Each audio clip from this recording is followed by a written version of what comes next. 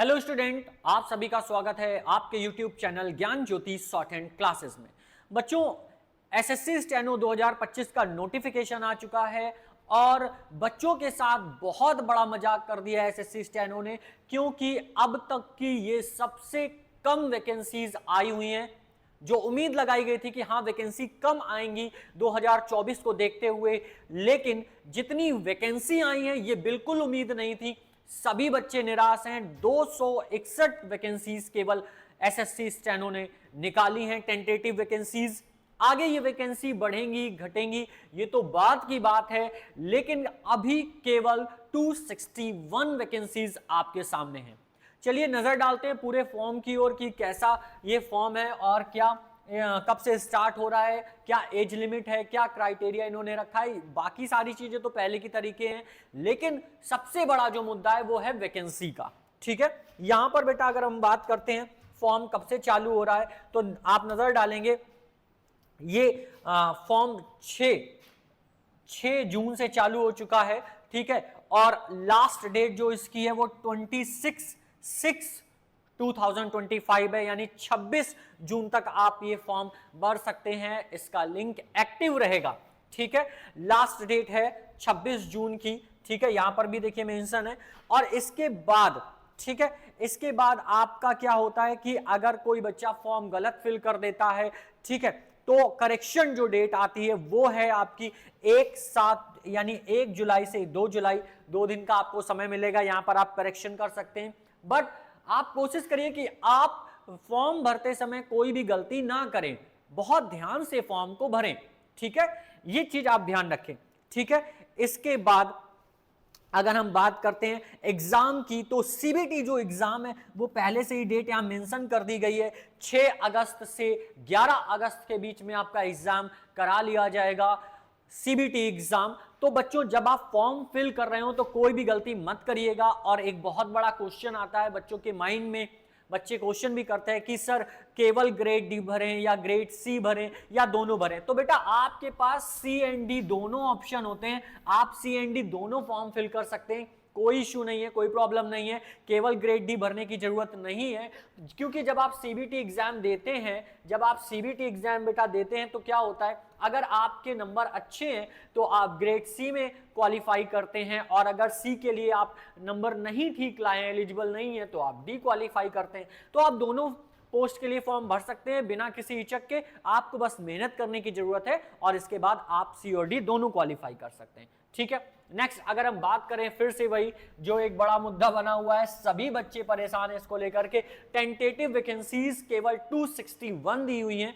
जो कि वाकई में बहुत कम है, बहुत ज्यादा कम है एसएससी के लिए। एसएससी स्टेनो को देखा जाए, स्टेनो में इतनी वैकेंसी कम आना बहुत बड़ी बात है, इतनी वैकेंसी कभी नहीं आई है।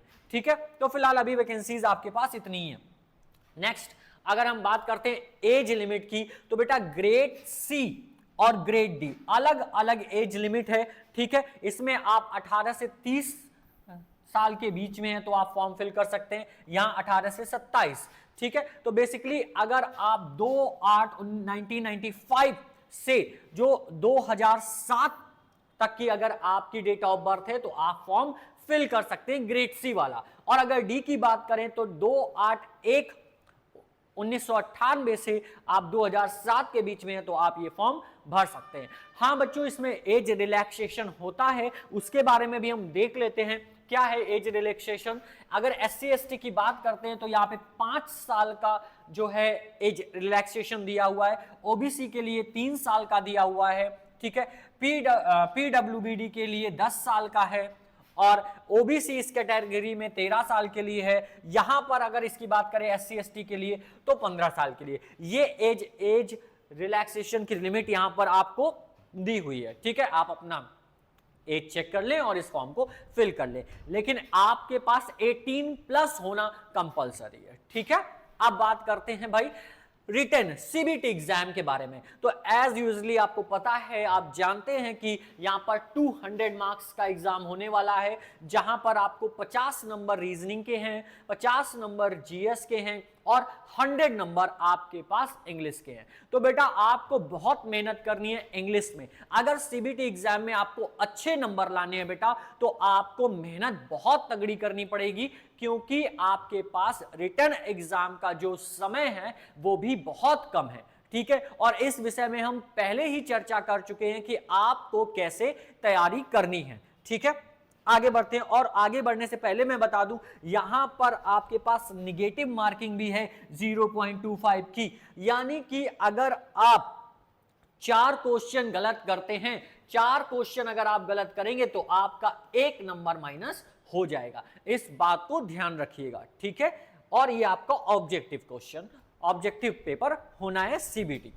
अब अगर हम बात करते हैं स्किल की, ये आपके पास समय मिलेगा स्किल देने के लिए, आपके पास अच्छा समय होता है, 4 से 5 महीने का समय होगा। लेकिन अगर हम ग्रेड डी के इंग्लिश स्टेनो की बात करें तो यहां पर आपको ड्यूरेशन 50 मिनट्स की मिलनी है टाइपिंग की। ठीक है, डिक्टेशन स्पीड जो होती है वो 80 वर्ड पर मिनट होती है, WPM होती है 80 वर्ड पर मिनट। ग्रेड डी में 80 वर्ड पर मिनट होती है बेटा।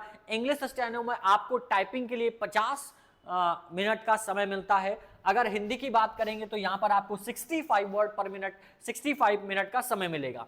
लेकिन जैसे ही ग्रेड सी में आ जाते हैं तो ये टाइम घट जाता है। इंग्लिश में आपको 40 मिनट का और हिंदी में 55 मिनट का समय मिलेगा, और ये 100 WPM की स्पीड से आपको डिक्टेशन बोली जाएगी। ठीक है, 100 वर्ड पर मिनट की स्पीड से। तो ये आपको ध्यान देना है। ठीक है, और इसमें आपकी जो एक्यूरेसी होती है वो कैसे काउंट की जाती है उसके बारे में हम एक वीडियो बना चुके हैं, आप वहां पर जाकर देख सकते हैं। ठीक है, तो ये आपके पास पूरी डिटेल जो थी मैंने बता दी है। अब आपको कैसे तैयारी करनी है ये मैं पहले ही आपको बता चुका हूं, पूरा वीडियो मैंने आपको समझा दिया था। फॉर्म भरते समय आप कोई भी गलती मत करिएगा। इसके अलावा मैं आपको एक जानकारी और दे देता हूं कि जो फॉर्म आया है ग्रेड सी और डी का, उसके पहले से ही अगर आप बैच ज्वाइन करना चाहते हैं एसएससी के लिए, स्टेनो के लिए, तो टारगेट बैच आपका स्टार्ट हो चुका था 22 मार्च से, जो कि स्टार्ट था। ठीक है, इसके अलावा आपके पास एक न्यू बैच स्टार्ट होने वाला है बहुत ही जल्दी, विद इन 2 डेज ये स्टार्ट हो जाएगा। आप ऑफलाइन या ऑनलाइन आकर ज्वाइन कर सकते हैं, या फिर आप 7081250500 इस नंबर पर आप कांटेक्ट कर सकते हैं स्टेनो से जुड़ी किसी भी जानकारी के लिए।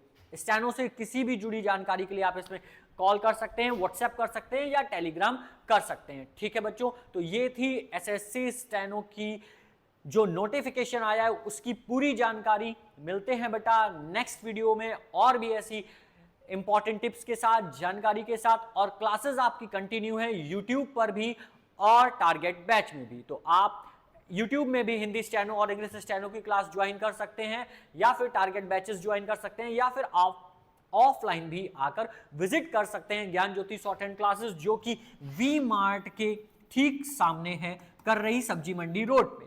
लेकिन जब आप अगर ऑफलाइन आ रहे हैं तो एक बार जरूर कॉल कर लें इस नंबर पर, क्योंकि आप अवेयर रहें ज्ञान ज्योति शॉर्ट हैंड क्लासेस से और ज्ञान ज्योति कोचिंग से। ये दो सेम नाम के इंस्टीट्यूट हैं जो कि अलग अलग हैं। तो आप अगर स्टेनो सीखने आ रहे हैं तो ज्ञान ज्योति शॉर्ट हैंड क्लासेस में आने से पहले एक बार इस नंबर पे कॉल जरूर कर लें। थैंक यू स्टूडेंट, मिलते हैं नेक्स्ट वीडियो में, तब तक के लिए जय हिंद।